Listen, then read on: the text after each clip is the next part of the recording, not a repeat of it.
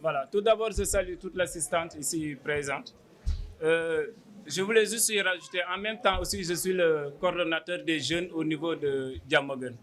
parce que Cheikhou Ifra Diallo.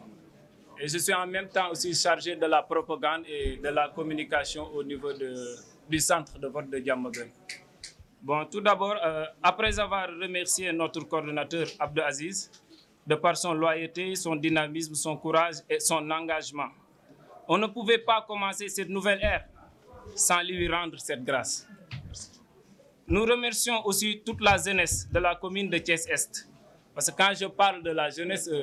vous savez, ils sont là présents sur cette salle. Par sa loyauté, son dynamisme, son courage et son engagement, on ne pouvait pas commencer cette nouvelle ère sans lui rendre cette grâce. Nous remercions toute la jeunesse de la commune de Thiès-Est. Vous savez, la politique, c'est comme un train. À chaque gare, il y a des passagers qui montent et il y a des passagers qui débarquent. Moi, depuis que j'ai commencé la politique, j'ai toujours cheminé avec Réumi. Il est arrivé à un moment où je pense que je suis arrivé à une gare où je dois débarquer. Je les félicite et pour tout ce qu'ils ont fait et qu'ils ont réalisé. Mais aujourd'hui, on a vu qu'à Thiès-Est, tout est priorité. Hydraulique, assainissement, éducation, santé, les eaux usées, les ordures ménagères. Et seul le maire, Pape Bassirou Diop, était sur le dynamisme.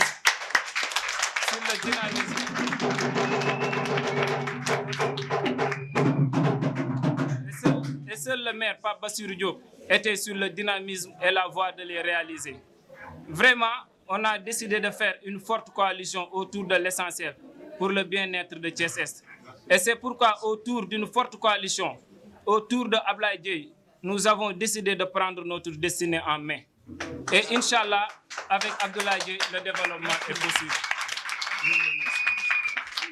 Abdou Aziz Diakhaté, responsable des jeunes de la commune de Thiès-Est, mais aussi responsable du centre de vote Abdoulaye Yakhine. Je remercie d'abord la présence massive des jeunes de la commune de Thiès-Est. Cependant, je vais vous lire le mémorandum des jeunes de la commune de Thiès-Est. Thiessois, Thiessoises, militants et sympathisants de la coalition And Siggil Thiès, nous, jeunesse réunie, nous venons vous livrer un message suite aux événements politiques intervenus à la veille du choix du candidat à la candidature de la commune de Thiès-Est. Ce regroupement que voici est composé des jeunes leaders ambitieux, préoccupés par la gestion concertée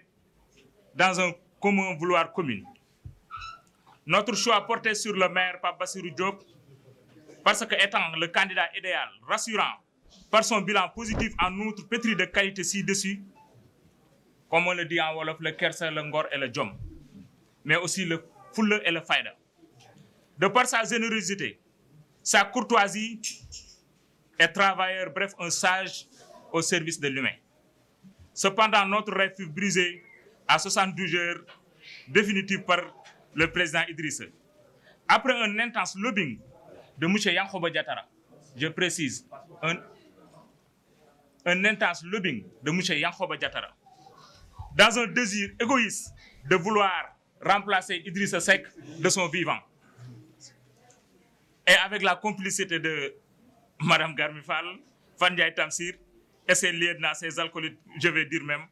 M. Cheikh Tidiane Lo, Elhadji Cissé Bey et Ali Tunkara. Toutes ces prétendants fantos, personne n'est, d'abord je précise que personne n'est coordinateur parmi ces gens. Personne n'est coordinateur de centre de vote. C'est un signal fort pour corriger et appeler les différents aspirants à plus de retenue et de responsabilité. Hélas, le jeu était déjà pipé, la raison mise à nu et le forcing l'emporta. Pape Bassirou Diop, notre préférence fut reculée au profit d'un candidat impopulaire, moins connu, et méconnu aussi par le public thiessois. Et avec ces limites frappantes, je vais m'en limiter là. Nous pouvons supporter cette décision précipitée, prise de manière unilatérale. Nous avons pris le courage à deux mains, bien sûr, je précise, nous avons pris le courage à deux mains. Nous, jeunesse Rewmi Thiès Est, nous avons pris le courage à deux mains. Après concertation, puisqu'en politique, certains peuvent penser que c'est pas Bassirou Diop qui nous a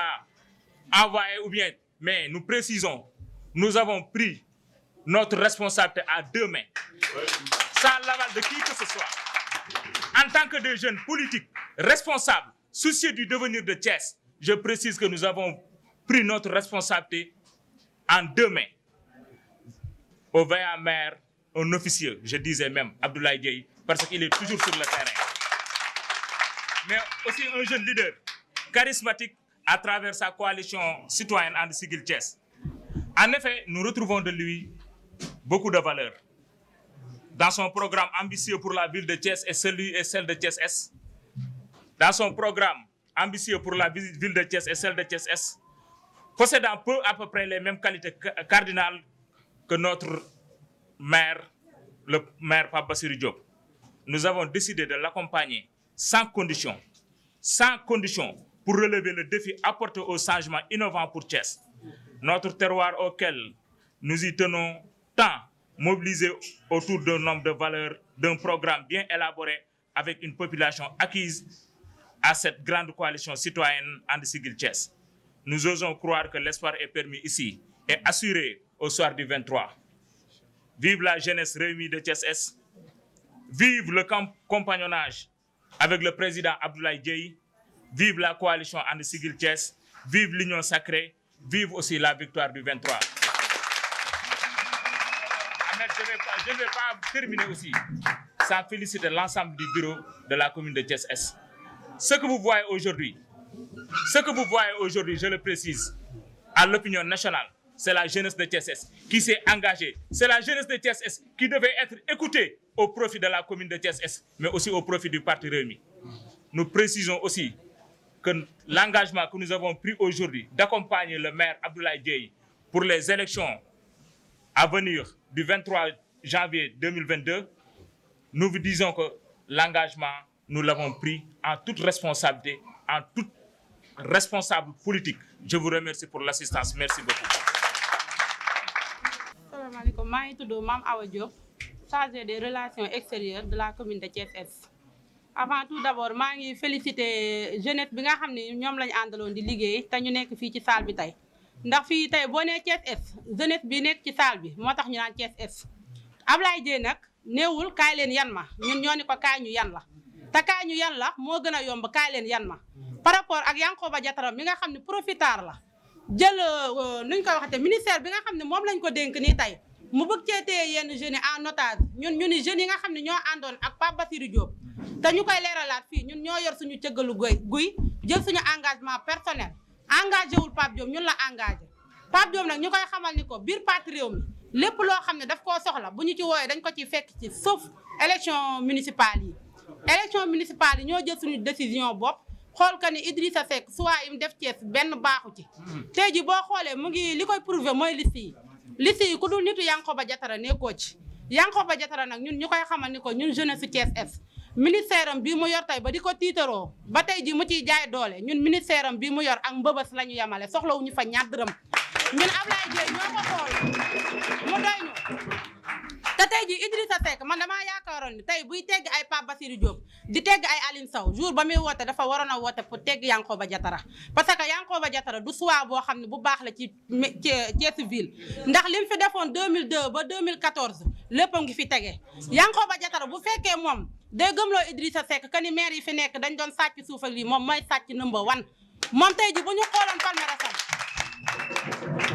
tey ji man li ma leen di wax chaque jour ma ni leen ñoom biir APR ñoom moom di Yankhoba Diattara lu mu fa am nekkul loo xam ne daf koo am ci dignité nekkul loo xam ne lu mu fa am daf koo am ci personnalité lépp lu mu fa am rek nekkul loo xam ne lu naturel la ñoom nawetaanu lañ gëm ci nawetaanu la ñuy dox ndax boo xoolee parti Rewmi ba mu sosoo ba léegi képp ku fa jóge rek Yankhoba Diattara moo tax nga puus en commençant ci Ameth Mbaye mii amul lu mu dajul biir parti Rewmi nga ñëw Dieynaba Sall ñooñu ku leen fi jëlee Yankhoba Diattara nga ñëw ci Thierno Bocoum Yankhoba Diattara moo tax mu génn Déthié Fall Yankhoba Diattara moo tax mu génn Abdourahmane Diouf Yankhoba Diattara moo tax mu génn jóge na ci ñooñu nag mu ni na ñëw ci tànki Pape Bassirou Diop mais ñun duñ ko yombalal dañ koy wax ni ko ñun Thiès Est ñun ñi ñoo doon battre campagne ñoo doon parrainer ñoo doon dugg ci nit ñi ñun ñoo xam ñan ñoo ànd ak Thiès waay te li ñuy wax la majeure partie des coordinateurs bi ñuy mbubboo ñoom ni ñoom lañ àndal dama ni déedéet parce que ñun am na ci ñoo xam ne ñu ngi déggante ak ñoom dañ ciy figuré yu ne mais ànduñoo ak ñoom tey ànduñoo ak ñoom ëllëg te bala ñoo xam ne ànduñoo ak ñoom lañ leen dem ba le 23 janvier dinañ xam ne lépp dëgg la dinañ perte commune bi dinañ perte ville bi comme dinañ perte commune bi dinañ perte ville bi Ablaye Dieye mii nag ñun dañoo porté suñu choix ci moom te nit mënut a tax ñu dellu ci gannaaw ñun dañ ne combat bi ñu porté tànki kanam la am mais amul tànki gannaaw ndax Ablaye Dieye gis nañ li mu daj biir Thiès bu dee nit ku social tan xamtuwul kenn réalisation yu bëri fii man boo waxee dañ naan Ablaye Dieye moo ko def te ba ñu vérifier dafa nekk loo xam ne lu concret la kon nag ñuy wax képp kuy Thiès waa te nga xam ne yow bëgg nga Thiès développé choix bi ñu am mooy Ablaye Dieye mii nañ leen ko porté mu gagné au soir du 23 janvier ñuy wax que ni nag Yankhoba Diattara mi nga xam ni moom dafa wax ni Idrissa dafa bëgg a dem retraite politique ba tax muy jëf-jëfinam yu ñaaw mii la ma waxoon buntu cyber campus laay waxaat Idrissa bu fekkee dafa bëgg a dem retraite politique mën naa ne anticiper na ko parce que moom politique Thiès dootu fi am dara parce que sans la commune Thiès Est mënul dem ñii mbubboo nag ni commune Est dañ faa am majorité ñoom dañuy nax seen bopp mais ñoom ñoo la gën a xam ne bu ñu tëddee guddi duñ nelaw bu ñu tëddee guddi duñu nelaw Idrissa nag ñu ngi koy wax ni ko moom bu bëggee partem dajaloowaat nekkaat benn Yankhoba Diattara na ko écarté mu pousse na le parce que defaralu ko da koy yàqal parce que moom nit ku mécontent la foofu laa yemal samay kàddu. bi nga xamante ni am na ko pour ñëw participer si la coalition gagnante ñu koy wax coalition And Siggil Thiès tey je pense que ni lii nekk fii du loo xamante ni dañ koy lam-laamee ay ndaw yu am fulla ay ndaw yu am fayda mais également ay ndaw yoo xamante ni Thiès rek moo leen ñor kenn mënul wax Thiès Est génn si ñi nga xamante ni tey ñoo teew fii ñëw seet si ma pour ñu mën a ànd liggéey je pense que ni duma mën lu dul rafetlu ko mais également encourager leen ne tey vous voulez défendre la bonne cause mooy xeex injustice ci Thiès xeex suñu ñàkk dignité mais également xeex pour un Thiès meilleur boole Thiès waa yëpp ñi nga xamante ni li leen ñor mooy liggéey li leen ñor mooy Thiès jëm kanam mais nekk ñu ci Thièsu commune nekk ñu ci Thiès boo xam ne dañuy jaxase ñu ñëpp ay doomu Thiès lan donc tey yéen ndaw yu commune de Thiès Est bu ngeen jëlee seen responsabilité pour ñëw ànd ak ñun duñu mën lu dul sant leen gërëm leen te xam ne vous avez fait un bon choix vous avez pris votre responsabilité ñëw accompagner ñu ci projet de société bi ñu am pour que Thiès mën a nekk sur les rampes de l'émergence donc seen courage kenn du ko naatable maa ngi remercier maa awa mi nga xamante ni tey moo jël kàddu gi si jigéen ñi donc je pense que di courage ngeen yi demee mais loolu c'est détermination bi nga xam ne yàgg ngeen koo am ànd seeg le frère le coordinateur Aziz bi nga xamante ni tey jàmbaar la bi nga xamante ni tey si dëgg lay dox ak toute la jeunesse de la commune de Thiès Est ñëw ànd ak ñun si mission bi nga xamante ni moom la ñu am muy mission dëggu mais également muy mission gëm Thiès donc nag Thiès ay doomam surtout nag ndaw ñi ñun tey le développement de Thiès repose sur nos épaules bu ñu nangu nag kenn diñu ko yàqal bu leen am lu ngeen di tiit bu leen am lu ngeen ragal parce que ku ànd ak le président Abdoulaye Dieye doo ragal doo tiit parce que ñun Thiès rek la ñu gëm et aussi wax ni nañu continuer liggéey bi du dara lu dul massification liggéey bi du dara lu dul porte à porte liggéey bi du dara lu dul proximité dem wax ak Thiessois yi lan mooy suñu programme dem wax ak Thiessois yi fan lañ bëgg a yóbbul Thiès man nag comme ni ma ko waxee comme ni ma ko yàgg a waxee rek man la population thiessoise ñoo ma ñor tey bu ngeen porté seen choix ci man kenn influencé wu leen kenn waxu leen ñëw leen yéen a xool li nga xamante ni moo leen doy ngeen kat ñun président Abdoulaye Dieye moo ñuy doy si engagement am si conviction am mais également si yaram ak si tegginam parce que ñun lépp lu ñuy def dañ koy teg si que loo xamante ni dëgg la duñu xaste duñu xuloo duñu xeex ak kenn nañu àndandoo liggéey ngir Thiès mën a jëm kanam donc